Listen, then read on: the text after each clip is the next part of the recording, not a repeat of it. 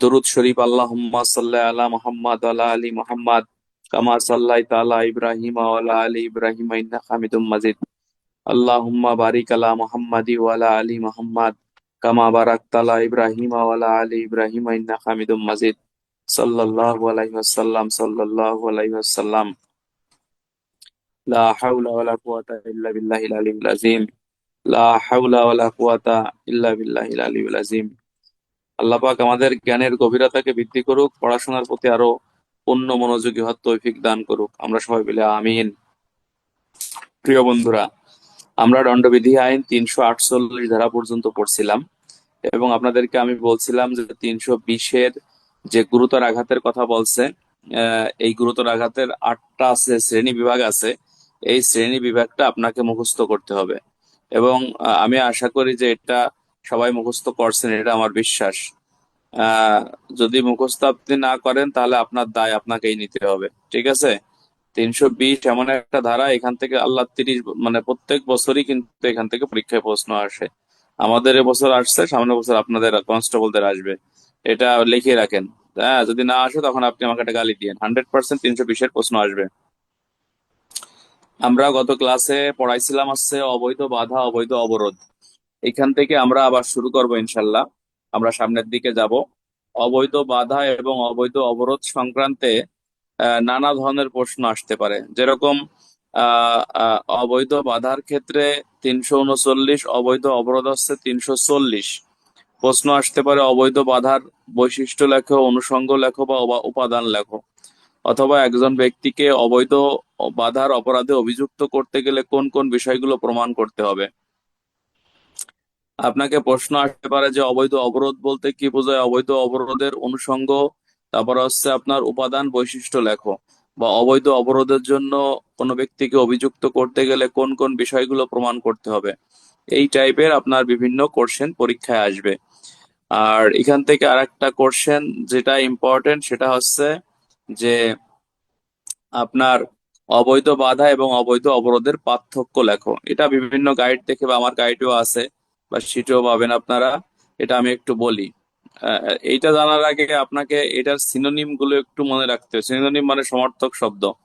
যেমন অবৈধ বাধা পরীক্ষায় না এসে আপনাকে পরীক্ষায় আসলো মনে করেন রংফুল রেস্ট্রেইনড, এই ইংরেজিটা দিয়ে দিল যে রংফুল রেস্ট্রেইনড বলতে কি বোঝায়। অথবা প্রশ্ন দিল যে অবৈধ অন্যায় বাধা কি, হ্যাঁ, বা অবৈধ বাধা কি, বা অন্যায় বাধা কি, হ্যাঁ, এই টাইপের অন্যায় বাধা অবৈধ বাধা একই। আর অন্যায় আটক, অন্যায় আটক, তারপর হচ্ছে আপনার এই অন্যায় নিয়ন্ত্রণ, হ্যাঁ, তারপর হচ্ছে আপনার এই অবৈধ অবরোধ, এই এই শব্দগুলোর কথাও কিন্তু আপনার এক। অর্থাৎ দেখা গেল যে প্রশ্ন যেটা মনে করেন বইতে দেওয়া আছে, মানে লেখা আছে, এটা দিল না, এটা একটা সমর্থক দিল। তার প্রমাণ দেখেন এবছর কিন্তু আমাদের পরীক্ষা আসছিল যে অন্যায় আটক, তাই না বন্ধুরা? অন্যায় আটক কিন্তু হ্যান্ডবুকের কোথাও লেখা নাই। হ্যান্ডবুকে লেখা আছে অবৈধ অবরোধ। তো আমাদের ক্লাসে গত বছর এবছর আমরা পড়াইছিলাম এটা, যে অবৈধ অবরোধ এবং অন্যায় আটক একই কথা, সুতরাং ওইভাবে আপনাকে লিখতে হবে। তো এইটা লিখতে গেলে আমরা কিভাবে পার্থক্যটা নিরূপণ করতে পারি?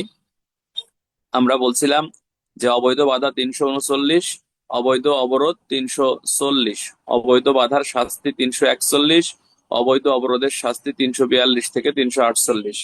হ্যাঁ, ব্যক্তিগত জায়গায় অবৈধ বাধা হয় না, ব্যক্তিগত জায়গায় অবৈধ অবরোধ হতে পারে।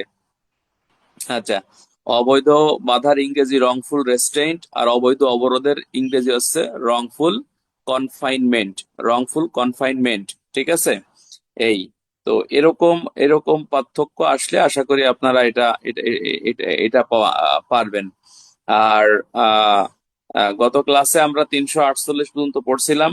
মূলত 348 ওইগুলো পরীক্ষা আসে না, আসে হচ্ছে আপনার এই যে 342, 43, 44, এই তিনটা ধারা পরীক্ষা আসে। পরীক্ষা আসে যে সাব ইন্সপেক্টর আক্তার তার মামলার একজন আসামিকে 3 দিন যাবত আটকিয়ে রাখলো, তার কোনো অপরাধ কিনা। তো 3 দিন যাবত আটকায় রাখলে হচ্ছে 343 অপরাধ। আমাদের একটা নোট দিতে হবে, সেটা অপরাধ নাও হতে পারে। কখন? যখন আদালতের নির্দেশে রিমান্ড মূলে সে পুলিশ হেফাজতে রাখে, সেটা কোনো অপরাধ হয় না। বাট আদালতের আদেশ ব্যতীত, রিমান্ড ব্যতীত যদি সে 3 দিন অন্যায়ভাবে কাউকে আটক রাখে, তাহলে 343 ধারা মোতাবেক সে অপরাধ করছে বলে গণ্য হবে। মানে তোমাকে ওই সূত্রটা মনে রাখতে হবে বন্ধুরা। সূত্রটা কি? যে 1 থেকে 2 দিন হলে 342, 3 থেকে 9 দিন হলে হচ্ছে 343, আর এই ওটাকে কি বলে, তোমার ওই যে ইয়াটা কি বলে, ওই 10 থেকে কেয়ামত পর্যন্ত যদি হয়, অর্থাৎ আনলিমিটেড টাইম পর্যন্ত হয়, তাহলে 344। এই তিনটা ধারা তোমাদের একটু মুখস্থ রাখতে হবে ভাই। পদোন্নতি পরীক্ষায় তিনটা ধারা থেকেই বেসিক্যালি প্রশ্ন আসে।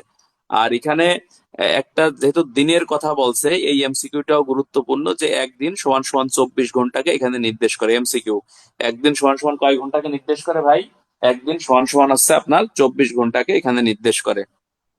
আচ্ছা, তাহলে হচ্ছে আপনার এই তাহলে হচ্ছে আপনার এই এখানে এমসিকিউ হতে পারে যে অবৈধ বা অবরোধের ক্ষেত্রে একদিন সমান সমান কত ঘন্টাকে নির্দেশ করা হয়েছে? 24 ঘন্টা, 48 ঘন্টা, 12 ঘন্টা, 18 ঘন্টা। তাহলে সঠিক অ্যান্সার হচ্ছে 24 ঘন্টাকে এখানে নির্দেশ করা হয়েছে। আচ্ছা, এরপরে আমরা সরাসরি চলে যাব, এই ধারাগুলো তো গতকালকেই পড়াইছি, তো বিশেষ করে তোমরা এখানে 342, 43, 44 এই ধারাগুলো একটু বেশি করে মনে রাখবে, এছাড়া তেমন কোনো কিছু দরকার নাই। 348টা একটু গুরুত্ব আছে, যে স্বীকারোক্তি আদায় করার জন্য অথবা সম্পত্তি প্রত্যর্পণে বাধ্য করার জন্য অবৈধ অবরোধ করা। মানে একজনের কাছ থেকে তুমি স্টেটমেন্ট, মানে হচ্ছে তোমার এই যে কি বলে ওটা, কনফেশন। কনফেশন মানে হচ্ছে স্বীকারোক্তি। এই স্বীকারোক্তি আদায় করার জন্য কাউকে যদি তুমি আটকায় রাখো, ঘরের মধ্যে আটকায় রাখো, তুই স্বীকারোক্তি দিবি, নাহলে ধরে একবার বসানি মারবানি নাকি। তো এই স্বীকারোক্তি আদায় করার জন্য অথবা কোনো সম্পত্তি প্রত্যর্পণে, মানে কারো কাছ থেকে সম্পত্তি জোর করে নেওয়ার জন্য, কারো যদি তুমি জোর এটা আটকায় রাখো, সেই ক্ষেত্রে তোমাকে বলা হচ্ছে এই 348 ধারা মোতাবেক তুমি এখানে অপরাধ করছো বলে বেসিক্যালি গণ্য হবে। তো এই 348 ধারা, এই ধারাটা কিন্তু রিটেন পরীক্ষার জন্য গুরুত্বপূর্ণ আছে। এটা এটা এটা হচ্ছে আমরা এই ধারাটা মনে রাখবো। যে প্রশ্ন হতে পারে, জব্বার রহিমকে জব্বার নামক সাব ইন্সপেক্টর রহিম নামক ব্যক্তির কাছ থেকে স্বীকারোক্তি আদায় করার জন্য 3 দিন যাবত সে ঘরের মধ্যে আটকায় রাখলো, অপরাধ কি? তাহলে এখানে কিন্তু দুইটা ধারার উত্তর হবে। 3 দিন, তাহলে আমাদেরকে মাথায় ঢুকাতে হবে 1 থেকে 2 দিন হলে 342, 3 থেকে 9 দিন হলে আছে 343, 10 থেকে কেয়ামত পর্যন্ত হলে 344। 3 দিন অন্যায়ভাবে আটকায় রাখছে কি উদ্দেশ্যে? সেটা হচ্ছে স্বীকারোক্তি আদায়ের উদ্দেশ্যে। তাহলে 3 দিন, তার মানে 343 ধারায় অপরাধ করছে অন্যায়ভাবে আটকায় রাখাইয়ে। আর যেহেতু স্বীকারোক্তি আদায়ের উদ্দেশ্যে আটকায় রাখছে, সেজন্য 348 ধারা মোতাবেকও সেইখানে অপরাধ করছে বলেই গণ্য হবে। সবাই পড়েন, লা হাওলা ওয়ালা কুওয়াতা ইল্লা বিল্লাহিল আলিয়্যুল আযীম। আমরা এখন গুরুত্বপূর্ণ একটা সেশন পড়বো। এই সেশনটা খুবই গুরুত্বপূর্ণ। এখান থেকে আমাদের সামনে বছর পরীক্ষায় প্রশ্ন আসতে পারে। কনস্টেবল এবং এএসআই দের এই অংশটুকু প্রশ্ন অনেকদিন যাবত আসে না, এটাকে আমাদেরকে মাথায় নিতে হবে, এবং ওইভাবেই আমরা ইনশাল্লাহ পড়ার চেষ্টা করব। অপরাধমূলক বল প্রয়োগ, আক্রমণ সম্পর্কিত ধারা, এই এই বিষয়গুলো আলোচনা করা হয়েছে দণ্ডবিধির 349 থেকে 358 ধারা পর্যন্ত। এই অংশটুকু আলোচনা করা হয়েছে। এই মোড়ামুড়ি করতেছে কেন ভাই? আমি একটা কথা সবসময় তোমাদেরকে বলি, পদোন্নতির জন্য তোমার ধৈর্য এবং আগ্রহ থাকতে হবে। 100% ধৈর্য এবং আগ্রহ থাকলে তুমি সিরিয়াল পাবাই পাবা। একটা জিনিস মাথায় রাখবা, যে র্যাঙ্ক পাওয়ার জন্য তোমাকে ফার্স্ট সেকেন্ড হওয়ার দরকার নাই ভাই। মোটামুটি একটা সম্মানযোগ্য জানা থাকলেই তুমি পদোন্নতি হয়ে যাবে। তো সুতরাং এত প্যারা নেওয়ার তো কিছু নাই। বেশি বেশি ইস্তেগফার, বেশি বেশি দুরূদ শরীফ পড়তে হবে, বেশি বেশি লা হাওলা ওয়ালা কুওয়াতা ইল্লা বিল্লাহ পড়তে হবে, এবং গুনার কাছ থেকে দূরে থাকতে হবে। আল্লাহ পাক কবুল করবে দেখবেন। আচ্ছা, এই অংশটুকু হচ্ছে দণ্ডবিধির 349 থেকে 358 ধারা পর্যন্ত আলোচনা করছে। খুবই গুরুত্বপূর্ণ টপিকস। এই জিনিসটা আজকে আমরা ক্লাসে মুখস্থ করে ফেলবো। এখানে আলোচনা করা হয়েছে যে আপনার অপরাধমূলক বল প্রয়োগ এবং আক্রমণ। এইটা আগে মাথায় ঢুকুন, যে অপরাধমূলক এবং বল প্রয়োগ, সরি, বল প্রয়োগ এবং আক্রমণ দণ্ডবিধির একটি গুরুত্বপূর্ণ অংশ। কিন্তু বল প্রয়োগ এবং আক্রমণ, এটার সরাসরি দণ্ডবিধি আইনে কোনো শাস্তি নাই। মন থাকবে, যদি এমসিকিউ আসে যে নিচের কোনটির শাস্তি দণ্ডবিধি আইনে উল্লেখ নাই, তাহলে কোনটির উল্লেখ নাই বন্ধুরা? বল প্রয়োগ প্রয়োগ এবং আক্রমণের শাস্তি দণ্ডবিধি আইনে উল্লেখ নাই। তবে হ্যাঁ, বল প্রয়োগ এবং আক্রমণের শাস্তি বেসিক্যালি কখন হয় বাংলাদেশের দণ্ডবিধি আইনে? কখন হয়? যখন আপনি কারো প্রতি অপরাধের ইন্টেনশন নিয়ে বল প্রয়োগ করবেন, বা অপরাধের ইন্টেনশন মানে অপরাধের উদ্দেশ্য নিয়ে কারো প্রতি বল আক্রমণ করবেন, তখনই দণ্ডবিধি আইনের 352 ধারায় আপনার শাস্তির বিধান রাখা হয়েছে। মনে করেন যে আমি এবং হচ্ছে ইলিয়াস পাশাপাশি হাঁটতেছি, তা আমার পায়ের সাথে পা লাগিয়ে বা ধাক্কা লাগিয়ে ইলিয়াস মনে করেন পড়ে গেল। আমার ইন্টেনশন ছিল না যে ইলিয়াসকে আমি মাটিতে ফেলে দেবো বা রাস্তায় ফেলে দেবো। তাহলে এইটা কিন্তু শাস্তিযোগ্য কোনো অপরাধ না, মানে আমার অপরাধ হবে না। বাট আমি যদি ইন্টেনশনালি ইলিয়াসকে ল্যাং মারি বা ইলিয়াসকে ধাক্কা দিয়ে ফেলাই দেই বা ইলিয়াসের গার সাথে বাড়ি লাগাই তাকে ফেলাই দিই, তার পা ভেঙে ফেললাম বা আঘাত করলাম, দণ্ডবিধি আইনে বলা হচ্ছে তখনই এটা শাস্তিযোগ্য অপরাধ হিসেবে গণ্য হবে। আমি কি এতটুকু মাথায় ঢুকাতে পারছি ভাই? আচ্ছা, ধন্যবাদ। আমাদের ক্লাসটা ভালো লাগবে এবং আপনি ক্লাসেই পড়া মুখস্থ হয়ে যাবে। তো বল প্রয়োগ জিনিসটা কি? বল প্রয়োগটা হচ্ছে বইতে যা বলছে বলছে, আপনি আমার মতো করে পড়েন, ইনশাল্লাহ মন থাকবে। এমসিকিউ হতে পারে যে বল প্রয়োগের উপাদান কয়টি, এমসিকিউ লিখে রাখেন খাতায় বা বইয়ের পাশে লিখে রাখেন, বল প্রয়োগের উপাদান হচ্ছে তিনটি। অর্থাৎ বলা হচ্ছে যদি কোনো ব্যক্তি অপর কোনো ব্যক্তিকে কি করে, গতিশীল করে, গতিরোধ করে, গতি পরিবর্তন করে, কিসের সাহায্যে?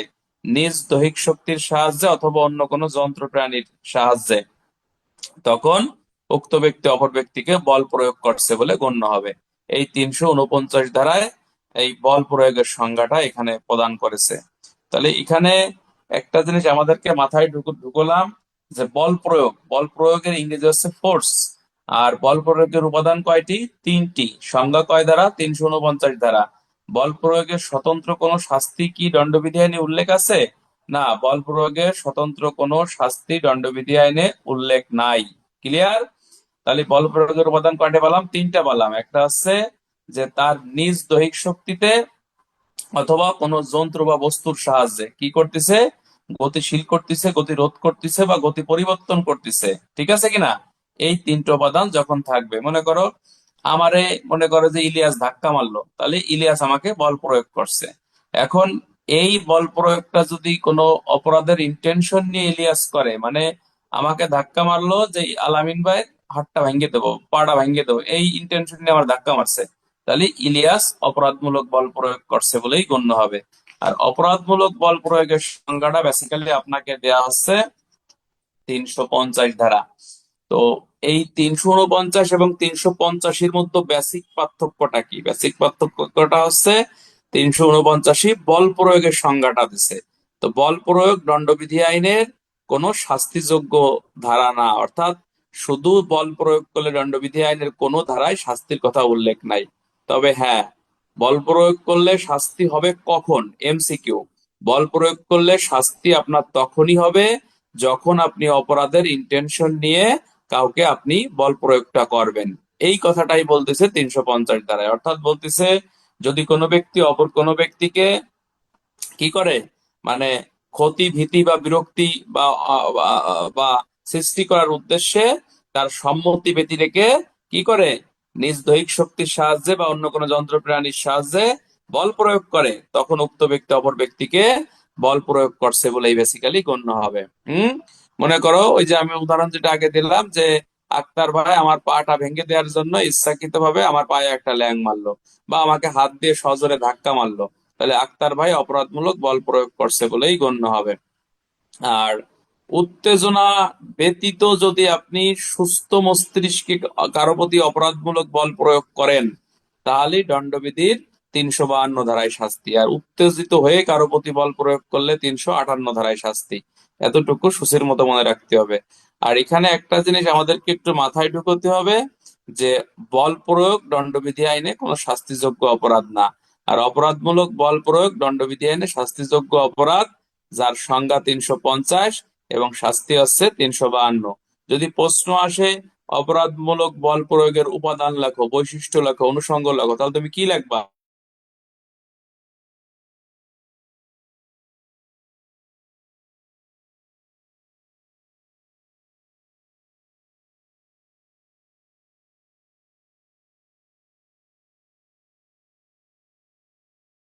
আসে যে অপরাধমূলক বল প্রয়োগের উপাদানগুলো লেখো, তাহলে তুমি কি লিখবা? তুমি লিখবা যে একজন ব্যক্তি অপরজন ব্যক্তিকে কি করছিল? অপরাধমূলক বল প্রয়োগ করছিল। 2 নম্বরে প্রমাণ করতে হবে বা উপাদানটা হচ্ছে অপর কোনো ব্যক্তির ক্ষতি, বিরক্তি বা অসুবিধা সৃষ্টি করার জন্য উক্ত কাজটি করা হয়েছিল। 3 নম্বরে প্রমাণ করতে হবে যে উক্ত কাজটি স্বেচ্ছাকৃতভাবে করা হয়েছিল। অর্থাৎ এই উপাদানগুলো থাকলে সেটা অপরাধমূলক বল প্রয়োগ আহ আর এই উপাদানগুলো প্রমাণ করলেই একজন ব্যক্তিকে অপরাধমূলক বল প্রয়োগের জন্য 352 ধারায় শাস্তি দেওয়া যাবে। আমাদের একটা জিনিস মাথায় এখানে যেটা ঢুকতে হবে, যে অপরাধমূলক বল প্রয়োগ কোন মাধ্যমে হয়। দুইটা মাধ্যমে হয়। কয় মাধ্যমে হয়? দুইটা মাধ্যমে। একটা আছে নিজ দৈহিক শক্তির সাহায্যে, অথবা অন্য কোনো যন্ত্র প্রাণীর সাহায্য হতে পারে। কিরকম? মনে করো তুমি হাত দিয়ে ধাক্কা না মারি মোটর সাইকেল দিয়ে তুমি আমার ধাক্কা মারলে, তাহলে এটাও কিন্তু অপরাধমূলক বল প্রয়োগ। আর মোটর সাইকেল তো ধাক্কা না মারিয়ে তুমি তোমার পালিত একটা কুকুরকে আমার দিকে লেলিয়ে দিলা, তাহলে কুকুর আমারে মনে করেন ধাওয়া মারলো, আমি ভয় পেয়ে গেলাম, বা আমি লাফ মারিয়ে মনে করো খালের মধ্যে ঝাঁপ দিলাম, নাকি নদীতে ঝাঁপ দিলাম, তাহলে এটাও কিন্তু আপনার, থ্যাংক ইউ আরিফুর রহমান, এটাও কিন্তু আপনার অপরাধমূলক বল প্রয়োগ হবে। আশা করি আমার কথা ইনশাল্লাহ এটা বুঝতে পারছেন। মনে করেন এই যে উদাহরণগুলো দেওয়া আছে 350-এর উদাহরণগুলো একটু দেখবেন, তাহলে আপনাদের আরো সহজ হবে। আমি উদাহরণগুলো একটু বোঝাই বলি। মনে করেন একটা সুন্দরী বউ, নতুন বিয়ে হয়েছে, পালকিতে যাচ্ছে। এখন আপনি এই সুন্দরী বউয়ের মানে মানে কাছ থেকে সোনা গয়না ছিনিয়ে নেওয়ার জন্য আপনি যদি এই এই মানে পালকি নামিয়ে নেন, তখন আপনি অপরাধমূলক বল প্রয়োগ করছেন বলে গণ্য হবে। বাট এই সোনা গহনা ছিনিয়ে নেওয়ার উদ্দেশ্য ব্যতীত যদি আপনি পালকি থেকে বউ নামায় নেন, বা না পালকিটা ধরেন বা নামান, তাহলে এটা কিন্তু বেসিক্যালি কোনো অপরাধ আপনার হবে না। একটা নদীতে একটা নৌকা নোঙ্গর করা আছে। এখন নৌকাটা যাতে হারিয়ে যায়, বা নৌকাটা যেন স্রোতের অনুকূলে ভাসিয়ে যায়, এই জন্য নৌকাটারে আপনি মনে করেন দড়ির বাঁধন আপনি খুলে দিয়েছেন, নৌকাটা ভাসতে ভাসতে হারাই গেছে বা চলে গেছে, তাহলে আপনি অপরাধমূলক বল প্রয়োগ করছেন বলে গণ্য হবে। বাট অপরাধের ইন্টেনশন ছাড়া যদি আপনি এই নৌকার বাঁধন খুলে দেন, হ্যাঁ, তাহলে এটা কিন্তু কোনো অপরাধ হবে না। আশা করি আমার কথা ইনশাল্লাহ এটা এখানে বুঝতে পারছেন। মোটামুটি অপরাধমূলক বল প্রয়োগ, ক্রিমিনাল ফোর্সেস যেটা, সেখানে আপনাকে ক্ষতি, ভীতি বা বিরক্তি থাকতে হবে। হ্যাঁ, এইটা থাকলে এটা হবে। আর এখানে বেসিক্যালি নিজ দৈহিক শক্তির সাহায্যে হয়, এবং অপর কোনো ব্যক্তি বা যন্ত্র প্রাণীর সাহায্যে এটা আপনার হয়ে থাকে। এই এই যে মাহমুদ, তুমি কও যে অপরাধমূলক বল প্রয়োগ কি, বলো। বলো মাহমুদ, বলো। লাল চিহ্ন কাটো। এই যে মাহমুদ, চশমা পরা, বলো। হ্যাঁ, লাল চিহ্ন কাটো, বলো। আসসালামু আলাইকুম স্যার। ওয়ালাইকুম আসসালাম, বলো, তুমি বলো স্যার, ভাই। অপরাধমূলক বলতে হচ্ছে যে কোনো ব্যক্তি যদি অপর কোনো ব্যক্তিকে মানে কোনো ক্ষতি সাধন করার নিমিত্তে স্যার অপরাধের উদ্দেশ্যে কোনো বল প্রয়োগ করে বা ফোর্স করে, সেটা হচ্ছে অপরাধমূলক বল প্রয়োগ 349 দ্বারা স্যার। হ্যাঁ, থ্যাংক ইউ। তাহলে তুমি ওই 349 হবে কেন ভাই? 350, তিনশো 350, সরি পঞ্চাশটা তো সরি স্যার, শুধুমাত্র বল প্রয়োগ। এই যে পরীক্ষার হলে বল কিন্তু প্রয়োগের এরকম সংজ্ঞা, ভুল জি স্যার। হয়ে যায়। তুমি দেখবা যে জি স্যার। ধারা ভালো লাগছে, পরীক্ষা ভালো লাগছে, পরীক্ষা মনে করে গ্যাসাং হয়ে গেছে, ঠিক আছে। আর একটা জিনিস, এটা পরীক্ষা, ওটা সামনের বছর বলবো কি সিস্টেমটা কি। পরীক্ষা দিয়ে প্রয়োজনে তুমি একটা প্রশ্ন খারাপ লেখো, কিন্তু তুমি দাগ নম্বর জন্য সঠিকভাবে হয়, ধারাটা সঠিকভাবে লেখছো কিনা, এই বিষয়টা মাথায় রাখবা। অনেক সময় পরীক্ষা ভালো হলেও কিছু বেসিক ভুলের কারণে রেজাল্ট কিন্তু অনেক দূরে চলে যায় বা খারাপ হয়, এটা মাথায় রাখতে হবে, ঠিক আছে। Thank you. তার মানে তোমরা আমার মনোযোগী আছো ক্লাসে। হ্যাঁ, তো এরপরে চলে যাবো 351। 351 ধারা অ্যাটাক। এই অ্যাটাকের সংজ্ঞা, অর্থাৎ আক্রমণের সংজ্ঞা 351 ধারায় দিছে। এই অ্যাটাক কিন্তু টিকা আসতে পারে। বন্ধুরা, ধৈর্যশীল হও, ধৈর্যশীল হও। পদোন্নতি খুবই সহজ আমার কাছে মনে হয়, কিন্তু তোমাকে আগ্রহ নিয়ে লেখাপড়া করতে হবে। বাট উড়নচণ্ডী হলে কিন্তু জীবনের দুর্ভোগ আছে, ঠিক আছে। যারা মোড়ামুড়ি করতেছো, আমি আশা করব সবাই মনোযোগ সহকারে শোনো ভাই, তোমারই উপকার হবে। 351 অ্যাটাক বা আক্রমণ, এই আক্রমণটা কাকে বলে? টিকা আসতে পারে বা এমসিকিউ আসতে পারে। বন্ধুরা একটু অ্যাটেনশন হয় এবং পড়ি, লা হাওলা ওয়ালা কুওয়াতা ইল্লা বিল্লাহ। বলা হচ্ছে, যদি কোনো ব্যক্তি এইরূপ অভিপ্রায় বা জানিয়া শুনিয়া, দ্যাট মিন্স তুমি তুমি নিজের ভাষায় লাগবা, যদি কোনো ব্যক্তি অপর কোনো ব্যক্তিকে দেখে এইরূপ অঙ্গভঙ্গি করে, যার ফলে উক্ত ব্যক্তির মনে কি হয়, ভীতির সঞ্চার হয়, তখন উক্ত ব্যক্তি অপর ব্যক্তিকে আক্রমণ করছে বলেই গণ্য হবে। যেমন আমি হাতুস করলাম একটা লাঠি নিয়ে, ইলিয়াসকে বললাম দাঁড়া তোরে আজকে আমি দেখে নেব। এই যে যে আমি বললাম দাঁড়া তোরে আজকে আমি দেখে নেব, তাহলে আমি ইলিয়াসের প্রতি আক্রমণ করছি বলেই গণ্য হবে। বাংলা কথা বুঝতে পারছেন আপনারা ভাই? একেবারে সহজ করে নিজের ভাষায় করে লিখবেন। এই অনেকে পুস্তক সহ পরীক্ষায় দেখলাম অনেক কম পাইছে। আপনি এটা, আমি আপনাদের একটা থিওরি শিখি, আলহামদুলিল্লাহ আমি পুস্তক সহ পরীক্ষায় কিন্তু 41.50 পাইছি, বুঝছেন। আর ইয়াটা মানে 37 পাইছি, হ্যাঁ। তো যাই হোক, আমার রিটেনে কিন্তু আলহামদুলিল্লাহ পর্যাপ্ত একটা সম্মানজনক নাম্বার, আলহামদুলিল্লাহ অনেক ভালো নাম্বার এটা। কিন্তু আমার মূলত হলো সার্ভিস বুকে আমার মার্ক একটু ঝামেলা আছে, ওখানে কম পাইছি। আর লেন্থ অফ সার্ভিস, আমি তো এবার ফার্স্ট পরীক্ষা দেইনি, আমি এটাই ফার্স্ট পরীক্ষা আমার। এই জন্যই আমার একটু ঝামেলা, মানে একটু দূরে গেছে। তো দূরে আলহামদুলিল্লাহ, এটা কোনো বিষয় না। আল্লাহ র্যাঙ্ক দিলেই আলহামদুলিল্লাহ খুশি, ইনশাল্লাহ আশা করি হয়তো আমরা মেজনের ভিতরে হয়ে যাবো, আল্লাহ যদি জিকে রাখে ইনশাল্লাহ। তো এই যে পুস্তক সহ পরীক্ষায় মার্ক কম আসার একটা কারণ আছে। আমি কিন্তু আলহামদুলিল্লাহ এটা 41.50 পাইছি। আমার যে থিওরি সেটা হচ্ছে যে ওই হুবহু বই দেখে আপনাকে লেখা যাবে না। এক্সামিনার চায় যে আপনি একটু নোট দেন, একটু ব্যাখ্যা দেন, এবং নিজের ভাষায় আপনি লেখেন, তাহলেই আপনার কিন্তু মার্কটা এখানে ভালো আসবে।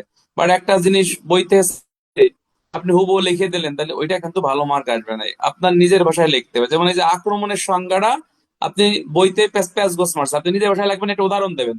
2 মার্কের জন্য উদাহরণ মাস্ট দিতে হবে। যদি কোনো ব্যক্তি অপর কোনো ব্যক্তিকে দেখে এইরূপ অঙ্গভঙ্গি করে যার ফলে উক্ত ব্যক্তির মনে কি হয়, ভীতির সঞ্চার হয় বা আতঙ্কগ্রস্ত হয়, তখন উক্ত ব্যক্তি অপর ব্যক্তিকে আক্রমণ করছে বলেই গণ্য হবে। একটা উদাহরণ দেব, যেমন ইলিয়াস সেতুকে দেখে একটি লাঠি ইউজ করলো, এবং ইলিয়াস সেতুকে বলল আজ তোকে আমি দেখে নেব। এখানে এখানে বলা হচ্ছে যে আপনার এই ইলিয়াস সেতুকে আক্রমণ করছে বলেই গণ্য হবে। তো আমি আবার পিছনের দিকে যাই, তোমাদেরকে আমি যেটা পড়াইছি যে দণ্ডবিধি আইনে বল প্রয়োগ এবং আক্রমণ কিন্তু শাস্তিযোগ্য কোনো অপরাধ না। শাস্তিযোগ্য অপরাধ তখনই হবে যখন এই আক্রমণটা অপরাধের ইন্টেনশন নিয়ে আপনি করবেন, তখন এটা শাস্তিযোগ্য হবে। আর সুস্থ মস্তিষ্কে যখন আপনি অপরাধমূলক বল প্রয়োগ করবেন, তখন তার শাস্তি হচ্ছে 352 ধারা। অর্থাৎ আকস্মিক উত্তেজনার ফল ব্যতীত, মানে উত্তেজনা ছাড়াই যখন আপনি এই অপরাধমূলক বল প্রয়োগ বা আক্রমণ করবেন, তখন 352 ধারায় শাস্তি। এর শাস্তির মেয়াদ 3 মাস পর্যন্ত হতে পারে, 500 টাকা পর্যন্ত হতে পারে, এবং উভয় দণ্ডে দণ্ডিত হতে পারে। একটা জিনিস ওই যে প্রায় পরীক্ষায় যেটা আসে, যে এক বাদাম বিক্রেতার সাথে উঠতি বয়সী এক তরুণী জোরপূর্বক যৌন সঙ্গমন করলো, অপরাধ কি? তো একটা জিনিস মাথায় মধ্যে রাখবেন, পুলিশ হেডকোয়ার্টার্সে যেটা পরিপত্র তদন্ত নির্দেশিকায় লেখা আছে যে ধর্ষণ নারী হোক পুরুষ হোক উভয় কিন্তু ধর্ষণ হিসেবে গণ্য হবে। অর্থাৎ ওই নারীকে 9-এর 1-এ ধর্ষণের মামলা দেয়া যাবে, ঠিক আছে। তথাপি ওই নারী উত্তেজনা ছাড়াই নিজের যৌন কামনা চরিতার্থ করার জন্য একজন বাদাম বিক্রেতার উপর ঝাঁপিয়ে পড়েছে, এই জন্য ওই নারীর অপরাধ 352 ধারায় সে অপরাধমূলক বল প্রয়োগ করছে বলেই গণ্য হবে। এই প্রশ্নটা কিন্তু ইন্সপেক্টরশিপে অনেকবার আসছে, এএসআই দেরও আসছে, কনস্টেবলদের আসে নাই। ইন্সপেক্টরশিপে বেশি আসছে এবং এএসআই দের আসছে, এটা জানো। তো 352 ধারা এটা মনে রাখবার। এই 352 ধারা কিন্তু রিটেন পরীক্ষায় প্রশ্ন আসে, অর্থাৎ 5 মার্কের সৃজনশীল প্রশ্ন তুলে দেয়। এটাকে একটু লাল কালিতে দাগায় রাখেন, আপনি উপকৃত হবেন। 353 ধারা, সরকারি কর্মচারীকে কর্তব্য পালনকালে বাধা দানের নিমিত্তে আক্রমণ বা অপরাধমূলক বল প্রয়োগ। সরকারি কর্মচারী মানে আমরা, তাই না? মানে দণ্ডবিধি আইনের 21 ধারায় সরকারি কর্মচারীর সংজ্ঞা দিয়েছে, মানে সরকারি বেতনভুক্ত যারা আমরা, তাই না, নিজের মানে যারা আমাদের কাজের বিনিময়ে সরকারি পারিশ্রমিক ও পারিতোষিক গ্রহণ করি, তারাই হচ্ছে সরকারি কর্মচারী। তো আমি দায়িত্ব কর্তব্য পালন করতেছি, আমার প্রতি যদি কেউ কি করে, অপরাধমূলক বল প্রয়োগ বা আক্রমণ করে, তখন ওই ব্যক্তির অপরাধ হচ্ছে 353। যেমন আহ এএসআই ইলিয়াস সঙ্গীয় 2 জন ফোর্স সহ মাগুরা জেলা শ্রীপুর থানায় বাজার ডিউটি করতেছে, এমন সময় অতর্কিত ভাবে 2 জন ব্যক্তি ইলিয়াস এবং সঙ্গীয় পুলিশ সদস্যের উপর আক্রমণ করলো, তাহলে উক্ত ব্যক্তির অপরাধ কি? এখন উক্ত ব্যক্তির অপরাধ কি শুধু 353 ধারা দিলেই হবে না। এখানে তোমাকে শুধু আক্রমণ করছে, তার মধ্যে যদি আঘাতপ্রাপ্ত হয় সেক্ষেত্রে 332 ধারাও দিতে হবে। আর উক্ত 2 জন ব্যক্তি অতর্কিত আক্রমণ করে এএসআই ইলিয়াস এবং সঙ্গীয় ফৌজদের যদি গুরুতর জখম করে, 353 ধারাও দেয়া যাবে। এবং এএসআই ইলিয়াস এবং সঙ্গীয় ফোর্সের সরকারি কাজে তারা বাধা দিয়েছে, এই জন্য 186 ধারাও কিন্তু এখানে দেয়া যাবে।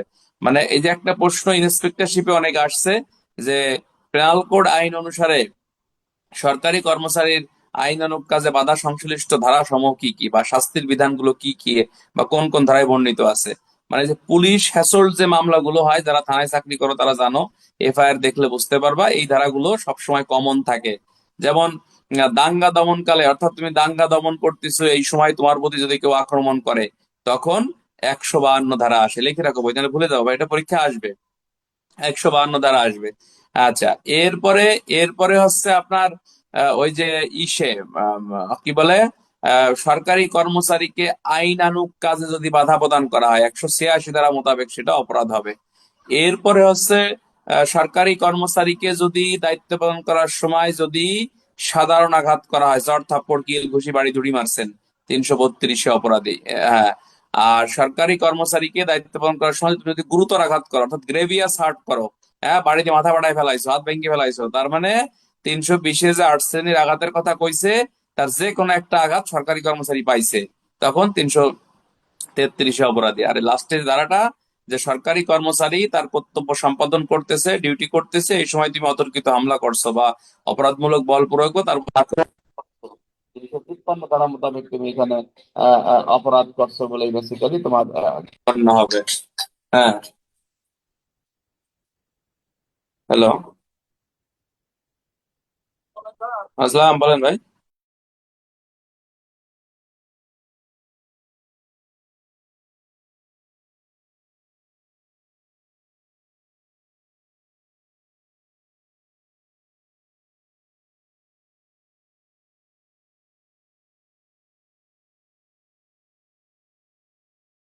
তো এখানে এই কথাটা আপনাকে বলতে শুনেন, আসলে শুধু আপনি পড়িয়ে গেলেন তাহলে ওইটা কিন্তু কোনো কামে আসবে না। আপনাকে ধৈর্য সহকারে প্রশ্ন কিভাবে আসবে সেইভাবে আপনাকে জানতে হবে। প্রশ্ন হতে পারে যে সাব ইন্সপেক্টর আক্তার, সে মাগুরা জেলার শ্রীপুর থানায় বাজার ডিউটি করতেছে, এমন সময় দুইজন ব্যক্তি তাদের প্রতি অতর্কিত হামলা চালায়, কোন কোন বিষয়গুলো প্রমাণ সাপেক্ষে তাদেরকে শাস্তির আওতায় আনা যাবে? তো কোন কোন বিষয়গুলো প্রমাণ সাপেক্ষে তাদেরকে শাস্তির আওতায় আনা যাবে, এ ধরনের প্রশ্ন যদি পরীক্ষায় আসে, তাহলে আমরা কিভাবে এটা লিখতে পারি? তাহলে আমরা এটা লিখতে পারি,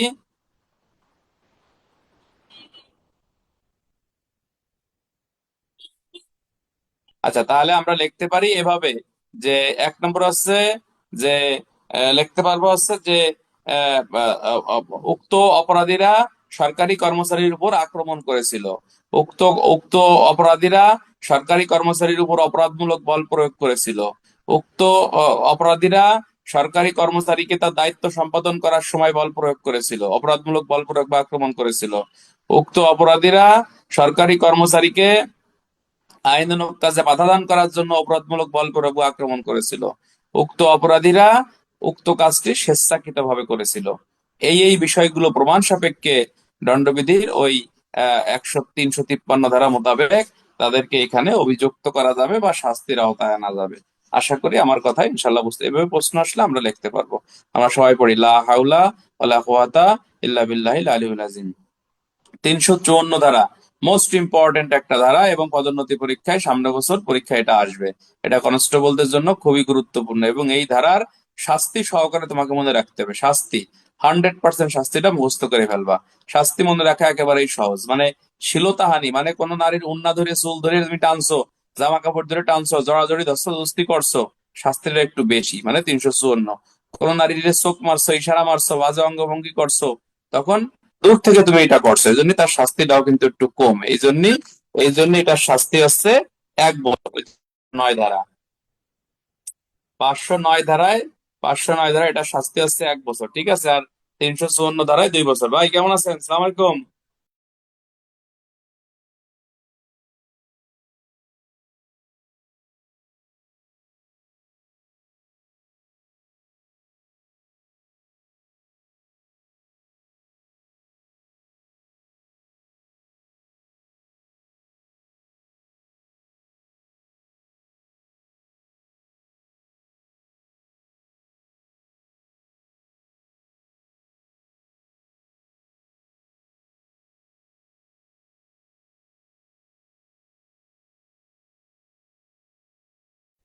আচ্ছা, তাহলে আমরা এই যে শ্লীলতাহানির এই বিষয়টা একটু দেখি। অর্থাৎ যদি কোনো ব্যক্তি কোনো নারীর শালীনতা নষ্ট করার অভিপ্রায়ে, হ্যাঁ, বা নষ্ট হতে পারে জানিয়া তার প্রতি আক্রমণ করে, তদ্রূপ অপরাধমূলক বল প্রয়োগ করে, সেই ব্যক্তি শ্লীলতাহানির অপরাধে অভিযুক্ত হবে। এটা নারী সংশ্লিষ্ট ধারা। এই ধারাটাকে তোমার হৃদয় ধারণ করতে হবে, এবং পদোন্নতি পরীক্ষায় প্রশ্ন এটা আসবে। প্রশ্ন আসবে, করিম রহিমার শ্লীলতাহানি করার জন্য আক্রমণ করলো, অপরাধ কি? তাহলে করিম রহিমার শ্লীলতাহানি করার জন্য আক্রমণ করলে 354 ধারা মোতাবেক সে এখানে অপরাধ করছে বলে গণ্য হবে। এবং এই শাস্তিটা মনে রাখবা, এমসিকিউ আসবে যে শ্লীলতাহানির শাস্তি নিচের কোনটি? এবছরও দেখো আমাদের এএসআই থেকে এসআই দের শাস্তির এমসিকিউ কয়েকটা আসছে।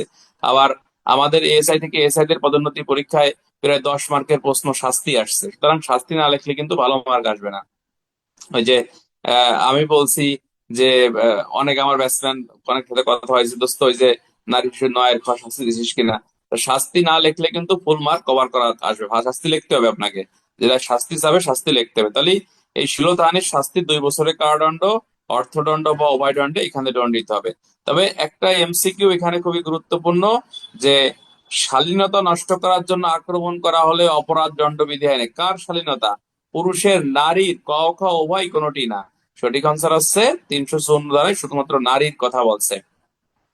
আর একটা জিনিস আপনি মনে রাখবেন, সেটা হচ্ছে এই শালীনতা নষ্ট যদি নারীর প্রতি এটা করা হয়, তখন কিন্তু ওই যে যৌন নির্যাতন যেটা আর কি, কোনো নারীর অন্তঃবাসে হাত দেওয়া বা কোনো নারীকে স্পর্শ করা যৌন কামনা চরিতার্থ করার জন্য, হ্যাঁ, এটা কিন্তু নারী ও শিশু নির্যাতন সংশোধনী দমন অধ্যাদেশ 2025-এর 10 ধারায় কিন্তু শাস্তির বিধান আছে, যার সর্বনিম্ন শাস্তি হচ্ছে 3 বছর, সর্বোচ্চ 10 বছরের কারাদণ্ডের বিধান রাখা হয়েছে।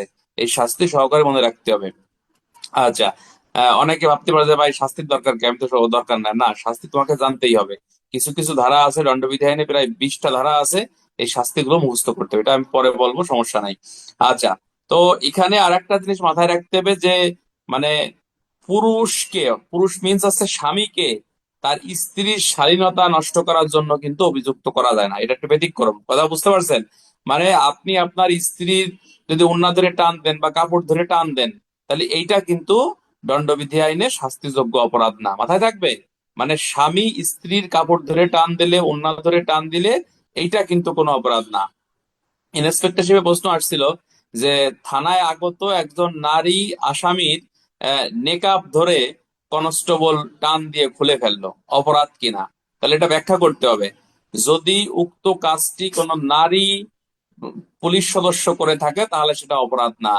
আর যদি উক্ত কাজটি কোনো মানে পুরুষ সেন্টি বা পুরুষ করে থাকে, সেই ক্ষেত্রে দণ্ডবিধির 354 ধারা মোতাবেক সে এখানে অপরাধ করছে বলে গণ্য হবে।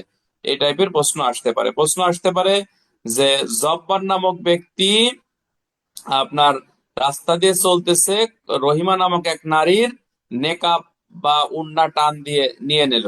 তাহলে জব্বার নামক ব্যক্তিকে অপরাধে অভিযুক্ত করতে গেলে কোন কোন বিষয়গুলো প্রমাণ করতে হবে? বন্ধুরা, 1 নম্বরে প্রমাণ করতে হবে যে যিনি আহত হয়েছেন তিনি একজন নারী ছিলেন। 2 নম্বরে প্রমাণ করতে হবে উক্ত নারীর শ্লীলতাহানি করার জন্য অপরাধমূলক বল প্রয়োগ বা আক্রমণ করা হয়েছিল। 3 নম্বরে আপনি প্রমাণ করতে হবে উক্ত কাজটি স্বেচ্ছাকৃতভাবে উক্ত ব্যক্তি করে, অর্থাৎ ইচ্ছাকৃতভাবে উক্ত কাজটি করেছিল। এইটা তোমরা হয়তো অলরেডি ফেসবুকে দেখছো যে স্কার্টিং না কি কয়, ওই জায়গাতে যে একটা মেয়েকে এইভাবে টান দিয়ে তার ইজন ই করে, দেখছো না? এটা ফেসবুকে অনেকে দেখতে হয়তো বোধহয়, তার যে পায়জামা ইয়া টান দিছে, এটা কিন্তু ওই যে এটা পরিচিত বোধহয়। তো এইটা কিন্তু দণ্ডবিধি আইনে শাস্তিযোগ্য অপরাধ। আমি ক্লিয়ার করতে পারছি? এটা দণ্ডবিধির 354 ধারা মোতাবেক কিন্তু ওই ছেলেটা অপরাধ করছে বলে গণ্য হবে। সুতরাং 354-কে হৃদয়ে ধারণ করো, 354 খুবই ইম্পর্টেন্ট, পদোন্নতি পরীক্ষা আসবে। আচ্ছা, আমরা যাবো 355 ধারা। গুরুতর উত্তেজনা বশত বা ব্যতীত পক্ষান্তরে কোনো ব্যক্তিকে অপমান বা বেইজ্জতি করার জন্য আক্রমণ বা অপরাধমূলক বল প্রয়োগ করা। অর্থাৎ এখানে বলতেছে যে ব্যক্তি কোনো ব্যক্তিকে তৎকর্তৃক কোনো গুরুতর বা আকস্মিক উত্তেজনা ব্যতীত পক্ষান্তরে অপমান করার অভিপ্রায় আক্রমণ করে, সেই ব্যক্তির অপরাধ 2 বছরের কারাদণ্ড, অর্থদণ্ড বা উভয় দণ্ডে দণ্ডিত হবে। ওই যে দণ্ডবিধি আইন ইন্সপেক্টর হিসেবে পরীক্ষা, এই প্রশ্নটা খুবই গুরুত্বপূর্ণ, এটাও দাগায় রাখো ধারাটা, যে আঘাত বড় কথা না, অপমান বেজ্জতি বড় কথা, দণ্ডবিধি আইনের আলোকে বুঝিয়ে রাখো। বা আমাদের সমাজে দেখো এরকম অনেক ঘটনা ঘটে না, যে মনে করো যে দেখা গেল যে তুমি একটা অন্যায় করছো, তোমার মাথার চুল কাটিয়ে দিছে, বা মুখে থুতু মারতিছে, বা গলায় জুতোর জুতোর গলা মনে করো করে পরাই দিচ্ছে, বা মাথা টাক করে সারা এলাকা মনে করো ঘুরোচ্ছে, মুখে মনে করো যে কালি লাগাই দিচ্ছে, এরকম ঘটনা ঘটে কিনা একটা ভাই? হ্যাঁ, অর্থাৎ এই এই এই এই ধারা আছে, এই ধারা আছে বেসিক্যালি এখানে, এই 355 ধারা এইটা বেসিক্যালি বলতেছে যে এই ধারা মোতাবেক সে এখানে অপরাধ, অপমান বেজ্জতি করা। হ্যালো।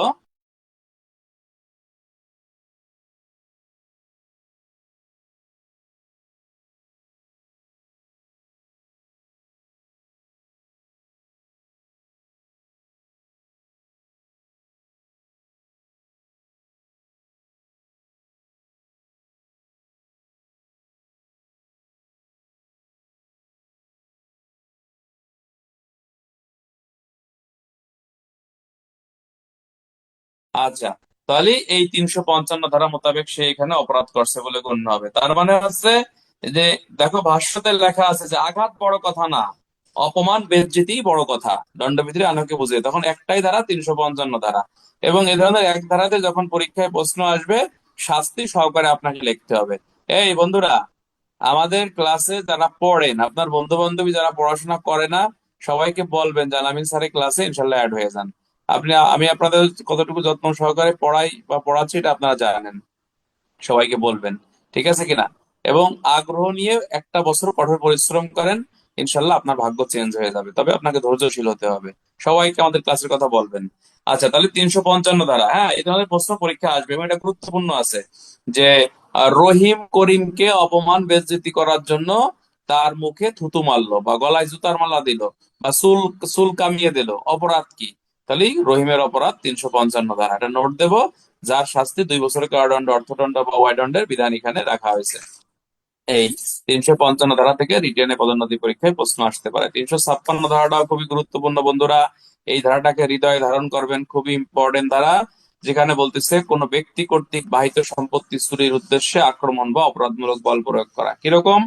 মনে করো বলতেছে যে ব্যক্তি কোনো ব্যক্তি কর্তৃক পরিহিত বা বাহিত, মানে পরিহিত বা বাহিত মানে গলায় পড়ে আছে, অথবা বাহিত মানে হাতে করে আছে, এমন সম্পত্তি চুরি করার উদ্যোগ করার জন্য অপর কোনো ব্যক্তিকে আক্রমণ করে বা তার প্রতি অপরাধমূলক বল প্রয়োগ করে, তার শাস্তিও 2 বছরের কারাদণ্ড, অর্থদণ্ড বা অর্থদণ্ড। পকেট মার, যে আমি জানি যে সেতুর পকেটে 500 টাকা আছে, and সেতুর পকেট থেকে টাকা নিয়ে নেওয়ার জন্য আমি তার পকেটের মধ্যে হাত ঢুকিয়ে দিলাম। হ্যাঁ, সেতু জানতেছি না হাত ঢুকাচ্ছি, কিন্তু তার প্রতি আমি যে অপরাধমূলক বল ধাক্কা দিলাম আর একজন পকেটে হাত ঢুকিয়ে দিয়ে নিয়ে গেল। তাহলে এই 356 ধারা, এই রিটেনে এমসিকিউ আসে যে দণ্ডবিধির নিচের কোন ধারাটি পকেট মারের বিরুদ্ধে ব্যবহার করা হয়? তাহলে দণ্ডবিধির এই 356 ধারাটি পকেট মারের বিরুদ্ধে কিন্তু ব্যবহার করা হয়। প্রশ্ন আসবে যে সেতু নামক একজন ব্যক্তি আপনার রাস্তা দিয়ে সে হচ্ছে রিকশায় করে আসতেছে, এমন সময় জব্বার নামক ব্যক্তি সেতুকে ধাক্কা মারে এবং করিম নামক ব্যক্তি এই সেতুর পকেট থেকে মোবাইল ফোনটা নিয়ে নেয়, অপরাধ কি? তাহলে এখানে কিন্তু 356 ধারা মোতাবেক অপরাধমূলক বল প্রয়োগ হয়েছে এবং এই বাহিত সম্পত্তি চুরির উদ্দেশ্যেই কিন্তু উক্ত কাজটি করা হয়েছে। অর্থাৎ 356 ধারা এখানে কিন্তু আমরা ব্যবহার করতে পারি। তাহলে কোন কোন বিষয়গুলো প্রমাণ করতে হবে? প্রমাণ করতে হবে অভিযুক্ত ব্যক্তি এখানে সেতুকে হচ্ছে অপরাধমূলক বল প্রয়োগ করেছিল, অভিযুক্ত ব্যক্তি সেতুর কাছ থেকে কোনো কিছু চুরি করার জন্য উক্ত কাজটি করেছিল, অভিযুক্ত ব্যক্তি কোন সম্পত্তি নিয়ে নেওয়ার জন্য কাজটি করছিল এবং উক্ত কাজটি সে স্বেচ্ছাকৃতভাবে করছিল। এই বিষয়গুলো প্রমাণ সাপেক্ষে দণ্ডবিধির 356 ধারা মোতাবেক তাকে এখানে অভিযুক্ত করা যাবে। সুতরাং আশা করি আমার কথা ইনশাল্লাহ এটা আপনারা বুঝছেন। আর 358 ধারাটা হচ্ছে ওই যে দণ্ডবিধির 352 ধারার অপোজিট। দ্যাট মিনস 352-তে বলতেছে যে উত্তেজনা সহকার ব্যতীত তুমি যদি কারো প্রতি অপরাধমূলক বা বলপূর্বক বা আক্রমণ করো তখন 352। আর উত্তেজিত হয়ে রাগের মাথায় তুমি যদি কারো প্রতি অপরাধমূলক বলপূর্বক বা আক্রমণ করো তখন তার শাস্তি হচ্ছে 358 ধারা। এটাকে শাস্তি দরকার নাই। তো প্রিয় বন্ধুরা, আমি একবার মন থেকে তোমাদেরকে বলি, সেটা হচ্ছে এই যে ধারাগুলো আমি বললাম তার মধ্যে 352, বিশেষ করে 354, মানে একটা ধারা পড়লে 354টাকে বেশি গুরুত্ব দিতে হবে। তারপরে 355, 356 খুবই গুরুত্বপূর্ণ ধারা। আর ওই যে টিকার জন্য 350 অপরাধমূলক বল প্রয়োগ এবং 351 আক্রমণ, এই দুটো ধারাও কিন্তু সংজ্ঞার জন্য ইম্পর্টেন্ট। তোমরা অলরেডি খেয়াল করছো যে এই 2025 সালে আমাদের এএসআই থেকে সাব ইন্সপেক্টরের পরীক্ষায় কিন্তু সংজ্ঞা আসছে, অন্যায় আটক, অন্যায় লাভ, অন্যায় ক্ষতি, এই সংজ্ঞাগুলো কিন্তু আসছে আমাদের। তো সুতরাং এটা তোমার কিন্তু পরীক্ষায় আসতে পারে। আচ্ছা, আমরা এখন চলে যাব মনুষ্যহরণ এবং অপহরণের ক্ষেত্রে। মনুষ্যহরণ এবং অপহরণ দণ্ডবিধির খুবই গুরুত্বপূর্ণ একটি অংশ। এই অপহরণ এবং মনুষ্যহরণের এই বিষয়টা আমাদের একটু ভালো করে জানতে হবে। এটা কি পড়াবো নাকি কালকে পড়াবো? কি কি বলেন আপনারা, পড়াবো?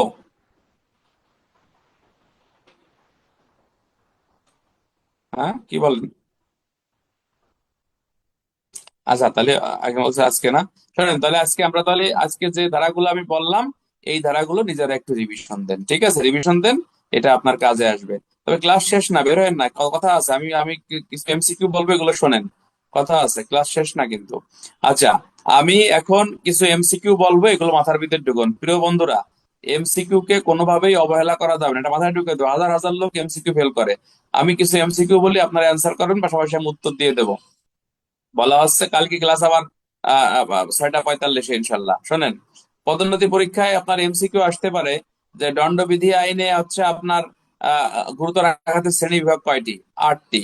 দণ্ডবিধি আইনে আপনার গাড়ি ঘোড়া চালিয়ে কোনো ব্যক্তিকে গুরুতর জখম করলে শাস্তি কয় ধারা? 338-এর ক ধারা। দণ্ডবিধি আইনে আপনার অন্যায় আটক কয় ধারা? এটা হচ্ছে 340 ধারা। দণ্ডবিধি আইনে 2 দিন যাবত কাউকে অন্যায়ভাবে আটকে রাখলে শাস্তি কয় ধারা? 342 ধারা। দণ্ডবিধি আইনে স্বীকারোক্তি আদায়ের জন্য কাউকে আটকায় রাখলে শাস্তি কয় ধারা? 348 ধারা। দণ্ডবিধি আইনে নিচের কোনটি শাস্তিযোগ্য অপরাধ না? বল প্রয়োগ এবং আক্রমণ, এই দুটো শাস্তিযোগ্য অপরাধ না। অপরাধমূলক বল প্রয়োগ এবং আক্রমণ দণ্ডবিধানে শাস্তি কয় ধারা? 352 ধারা। নিচের কোন ধারা পকেট মারের বিরুদ্ধে ব্যবহার করা হয়? 356 ধারা। প্রশ্ন হতে পারে, অপমান বেজ্জতি বড় কথা, আঘাত বড় কথা না, দণ্ডবিধির কোন ধারায় ব্যাখ্যা করা হয়েছে? 355 ধারায় এটা ব্যাখ্যা, কত জোরে বলেন, সবাই জোরে বলেন, কয় ধারায় ব্যাখ্যা করা হয়েছে? 355 ধারায় হচ্ছে এটা আপনাকে ব্যাখ্যা করা হয়েছে। সবাই পড়েন, লা হাওলা ওয়ালা কুওয়াতা ইল্লা বিল্লাহিল আলিয়্যিল আযীম। পড়েন। দণ্ডবিধি আপনাকে বলতে হবে যে ক্রিমিনাল কনস্পিরেন্সির অপরাধীর সংখ্যা কত? 2 বা ততোধিক, এটা মাথায় রাখবেন। বেআইনি সমাবেশের অপরাধীর সংখ্যা কত? 5 বা ততোধিক, এটা মনে রাখবেন। দণ্ডবিধি আইনে মারামারির অপরাধীর সংখ্যা কত? 2 বা ততোধিক, এটা মাথার ভিতরে রাখবেন। দণ্ডবিধি আইনে ব্যক্তিগত দেহ রক্ষার জন্য আত্মরক্ষার অধিকার প্রয়োগ করে মৃত্যু যায় কয়টি ক্ষেত্রে? 6টি ক্ষেত্রে, মনে রাখবেন। আচ্ছা, দণ্ডবিধি আইনে সম্পত্তি রক্ষার্থে মৃত্যু ঘটানো যায় কয়টি ক্ষেত্রে? মনে রাখবেন, 4টি ক্ষেত্রে। আচ্ছা, কয়টি ক্ষেত্রে অপরাধজনক হত্যা খুন? এটা খুব গুরুত্বপূর্ণ এমসিকিউ পরীক্ষা আসবে। 4টি ক্ষেত্রে অপরাধজনক নরহত্যা খুন হয়। কয়টি ক্ষেত্রে অপরাধজনক নরহত্যা খুন হয় না? 5টি ক্ষেত্রে অপরাধজনক নরহত্যা খুন হয় না। এই আপনারা এটা বুঝতেছেন আমার ভাই? হ্যাঁ? কারো কোনো কথা থাকলে আমাকে বলেন, বলেন, বলেন। আমাদের আগামীকালকে ক্লাস আছে ইনশাল্লাহ, এই 6:40। তবে যারা নতুন ভর্তি হতাশার কিছু নেই।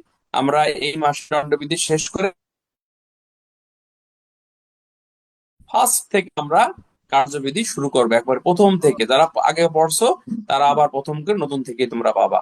আর আমার একটা বিনীত রিকোয়েস্ট থাকে বন্ধুরা, তোমরা আমার কাছে জায়গা পড়ো, তোমার পাশের বন্ধু বান্ধবী যারা আছে পাশের বেডে যা সবাইকে বলবা যে স্যারের ক্লাসে অ্যাড হয়ে যাবে ইনশাল্লাহ, ঠিক আছে? ভালো লাগবে। আর আমরা ওই যে দণ্ডবিধি এবং কার্যবিধি দুটো নোট দিছি, শিট দিছি, এই অডিও গুলো আল্লাহর রাস্তায় একটু কানে ইয়ারফোন দিয়ে শুনবেন। আর শুনলে ধারাগুলো আপনার আয়ত্তে চলে আসবে। হ্যাঁ, থ্যাংক ইউ। কিছু বলবেন কেউ? ওয়ালাইকুম আসসালাম। আসসালাম, প্লিজ বলেন ভাই। স্যার, আসসালামু আলাইকুম স্যার। স্যার, ওই যে 299 আর 300 ধারাটা একটু এক ক্লাসে একটু বিস্তারিত আলোচনা করেন আচ্ছা, এটা আজকে তো না। আমরা একবার পড়াইছি, এটা দুইশো নিব। হ্যাঁ নিরানব্বই মঞ্জুর এবং ভাই, এটা আমরা নিব, এটা নিব ইনশাল্লাহ, এটা নিব। শীতের রাতে চাকরি অনেক কষ্ট, এই যে নাইট ডিউটি আছে আমার, বুঝছেন নি? স্যার আসসালামু হ্যাঁ, আলাইকুম। জীবনটা তামা তামা, এই যে ধন্যবাদ। জীবনটা মোলার জুস হয়ে যাচ্ছে। স্যার, আসসালামু আমার মানে ভাগা লাগবে আর কি, বুঝছেন? আল্লাহ আল্লাহ দোয়া করেন যাতে তাড়াতাড়ি র্যাঙ্কটা পাইয়ে আমি যেন মেট্রো রেল এসপিবিএন যেন ভাগতে পারি। র্যাঙ্ক লাগলে তো আলাইকুম। দায়িত্ব বাইরে দিব স্যার। হ্যাঁ, র্যাঙ্ক লাগলে তো দায়িত্ব বাইরে দিব, কারণ সাব ইন্সপেক্টর হইবেন তখন তো স্যার মামলার চাপ পড়বো স্যার। স্যার এই থানার চাকরি ভাই অনেক কঠিন, তোমরা মনে করো যারা করো নাই, থানার চাকরি অনেক ঝামেলা। এ লিঙ্কন, সময় বইটা নিয়ে আসেন। হ্যাঁ ঠিক আছে, ঠিক আছে, স্যার ঠিক আছে। হ্যাঁ, স্যার স্যারে স্যার নিরিবিলি একটা পড়ে থাকবেন স্যার, থানায় চাকরি না করে প্রাইভেট পড়াইবেন, আল্লাহ আল্লাহ করে নামাজ কালাম পড়বেন স্যার, এটাই হিসাবে স্যার। এইটে এইটে এইটে এইটে ফিয়ামানিল্লাহ, নামাজ দোয়া কালাম রাখবেন পড়বেন, না, কালকে ক্লাস ভালো থাকে চাকরি না। দেখবেন, তবে রেজিস্টার আপনাদের স্যার। আমি হাতে দিন যদি বিনয়ের দিন সাথে খালি বলি, এই কিসের মানে ধৈর্য সহকারে লেখাপড়া করেন, মানে অধৈর্য হয় না যে একদিন পড়েই আপনি হাফেজ হয়ে যাবেন, একদিন পড়লেই সব জানিয়ে যাবেন, সেটা এরকম না। আপনাকে ধৈর্যের সাথে অল্প অল্প করে সামনের দিকে এগোতে হবে ইনশাল্লাহ, ঠিক আছে? ওয়ালাইকুম স্যার। তো ঠিক আছে ভাই, আমি রেডি হবো, আমার ডিউটি আছে। হ্যাঁ, আলামিন আসসালামু স্যার, আলাইকুম একটা কথা রহমতুল্লাহ। কথা কাল ছিল ক্লাস যে থাকবেন সবাই। জি বলেন। স্যার আমি একটা প্রশ্ন করছিলাম স্যার, শ্লীলতাহানির ক্ষেত্রে 354 এবং 10 ধারা, নারী শোষণ 10 ধারা কোন ক্ষেত্রে স্যার হবে, একটু স্যার যদি বলতেন। আচ্ছা, সরাসরি যদি ভাই তোমার আল্লাহ প্রশ্ন ভাই আসে লেখা যে দেখো ভাই, শ্লীলতাহানি, মানে তখন আমরা তো একই দণ্ডবিধি অবস্থা। 354 ভাই, মানে থ্যাংক ইউ। আমরা হ্যাঁ, আর যদি বলে ছাত্র যৌন একটা ভুল নির্যাতন, বুঝলাম, বুঝছো? সেক্ষেত্রে 10 ধারা দিতে একবার হবে। দুটো তবে ভাবছি, যে হলো শ্লীলতাহানির তোমার ক্ষেত্রে যৌন দুটো নির্যাতন 10 অ্যাক্টিভিটি ধারায় দুটো রয়েছে, ধারা দেওয়া যায়, খারাপ সমস্যা ভাবে নাই, ঠিক দুটো আছে। একটা পারফিউম আছে, থ্যাংক একটা একটা তোমার ওই যে